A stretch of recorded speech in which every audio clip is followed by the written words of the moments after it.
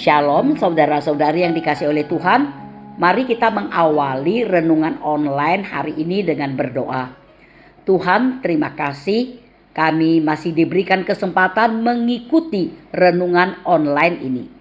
Tolong kami melalui renungan ini dapat mengerti kebenaran firman-Mu. Kami serahkan renungan online ini dari awal sampai akhir ke dalam tangan-Mu. Dalam nama Tuhan Yesus kami berdoa. Amin. Saudara-saudari yang dikasih oleh Tuhan, mari kita membaca kitab Yosua pasal 18 ayat 10 yang berbunyi demikian. Lalu Yosua membuang undi bagi mereka di Silo di hadapan Tuhan. Dan di sanalah Yosua membagikan negeri itu kepada orang Israel sesuai dengan pembagian mereka. Saudara-saudari yang dikasih oleh Tuhan, apakah yang bisa membuat umat Allah bersemangat atau bersuka cita di awal kehidupannya setiap hari?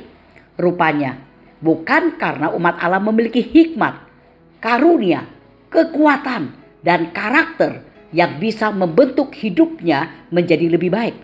Tetapi karena umat Allah memiliki janji-janji Allah dan yang diyakininya pasti ditepati atau diwujudkan Allah. Jadi setiap pagi di awal kehidupan umat Allah, mereka selalu mengulurkan tangan kepada Allah dan percaya bahwa mereka akan meraih apa yang telah dijanjikan Allah bagi mereka. Dan mereka pun sama sekali tidak melepaskan janji-janji Allah tersebut di hidup mereka sampai mereka tertidur pada malam harinya. Saudara-saudara, dalam Alkitab tertulis beberapa hal yang Allah janjikan kepada umat Allah, yaitu Allah tidak akan pernah meninggalkan atau mengabaikan mereka. Roh Kudus akan tinggal di dalam mereka untuk menginsafkan mereka akan dosa dan memampukan mereka untuk hidup taat. Allah akan menyediakan semua yang mereka perlukan. Allah berkuasa atas segala hal untuk menuntun atau menyertai hidup umatnya. Allah telah mengampuni dan akan mengampuni dosa-dosa mereka. Allah akan memberi mereka kekuatan. Allah akan mendatangkan kebaikan walaupun menghadapi kesulitan. Allah tidak pernah gagal menolong umatnya. Allah akan memberi mereka hikmat. Allah mampu mengalahkan dosa dan kematian. Allah akan memberi mereka tempat di langit yang baru dan bumi yang baru. Saudara-saudara, semua janji-janji Allah kepada umatnya ini untuk membangun umatnya dan bisa memberi semangat, harapan, dan sukacita di keseharian hidup umatnya. Jadi, kalau setiap hari umat Allah terus berpegang teguh pada janji-janji Allah dan meyakini semua akan terwujud, maka mereka pun setiap hari bisa memiliki semangat, kekuatan, harapan, sukacita dalam menjalani kehidupannya di dunia ini. Dan jelas ini sudah dialami bangsa Israel. Di kitab Yosua pasal 16 sampai 18 terlihat bangsa Israel sangat percaya pada janji Allah yang akan memberikan tanah perjanjian kepada mereka. Dan janji tersebut dipercayai mereka pasti akan ditepati Allah. Maka saat itu mereka sangat bersemangat dan berpengharapan setiap hari untuk pergi meraih janji Allah tersebut. Dan akhirnya melalui Yosua tanah perjanjian tersebut diberikan kepada mereka.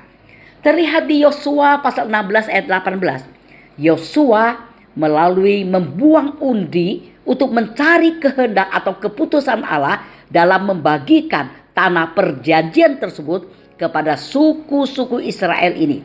Dan satu persatu suku sampai semua suku mendapatkan tanah perjanjian tersebut atau bisa memiliki tanah perjanjian dan hidup dalam kedamaian dan sukacita. Ya, terbukti semua janji Allah direalisasikannya. Saudara-saudara, kalau kita melihat kitab Yosua pasal 16 sampai 18, nampak Allah mencatat dan melestarikan sejarah ini. Tentu agar kita umat Allah di segala zaman bisa melihat bahwa Dia tidak akan pernah melupakan, meninggalkan atau mengabaikan janji-janjinya.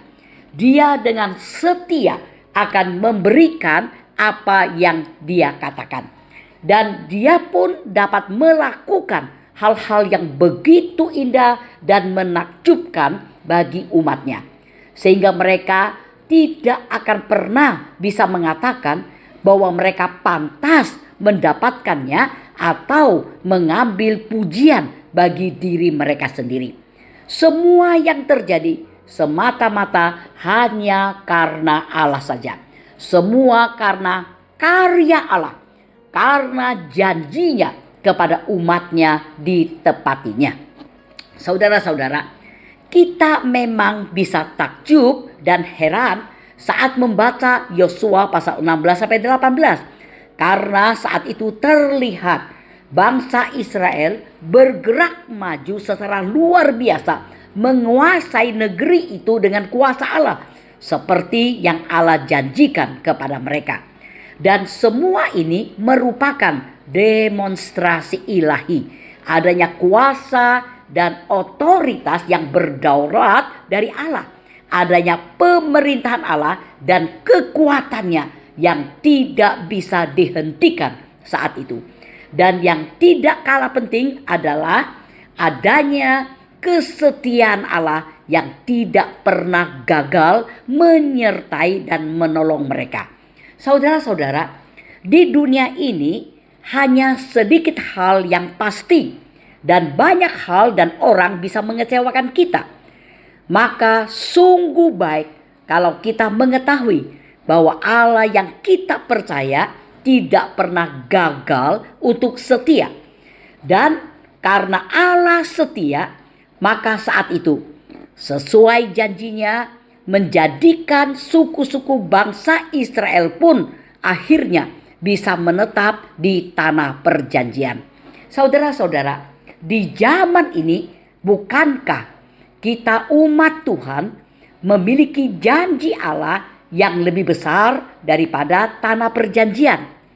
Di kitab Kejadian pasal 3 Allah menjanjikan adanya juru selamat yang akan menaklukkan dan meremukkan kepala musuh. Dan kemudian Yesus Kristus datang ke dunia sebagai juru selamat tersebut. Dan ini sesuai dengan janji Allah dan karena Allah setia. Dan Yesus Kristus pun sudah menaklukkan dosa dan kematian. Melalui kematian dan kebangkitannya kita memiliki kehidupan. Dan di dalam Dia terpenuhi semua yang kita butuhkan dan kita pun memiliki tujuan hidup yang aman. Nampak Allah bukan hanya membuat janji tetapi juga memenuhinya, serta Ia pun mampu mengubah segalanya. Maka kiranya sebagai umat Allah kita akan selalu bangkit, bersemangat, meraih dan menggenggam janji-janji Allah serta hidup berpengharapan di dunia ini. Tuhan memberkati kita. Amin. Mari kita berdoa. Tuhan, terima kasih atas semua janji-janji-Mu kepada kami umat-Mu ini. Tolong kami tidak melupakan janji-janji-Mu di kehidupan ini. Dan kami bisa terus menggenggamnya dengan teguh sehingga kami pun bisa hidup terus bersemangat, berpengharapan dan bersukacita. Kami serahkan hidup keseharian kami kepadamu. Tuntunlah kami. Demikian doa kami panjatkan dalam nama Tuhan Yesus Kristus. Amin.